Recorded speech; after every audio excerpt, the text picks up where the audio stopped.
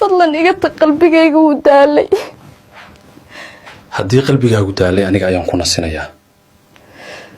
ma fahmaysid jacaylkaaga wuu i dhaawacay haddii aan ku dhaawacay aniga ayaa ku bogsiinaya sababtoo ah weligay kaa hari maayo sidaa u bogsiin kartaa dhaawac adiga gacantaada ku qortay jacaylkayga maaha mid xor ah waa xabsi aan darbi lahayn xabsiga aan ku geliyey waa mid ka badbaado badan xorriyadda aad raadinayso keligaa dunidan kuma jiri kartid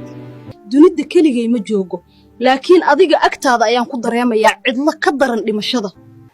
maanta waa maalintii ugu dambaysay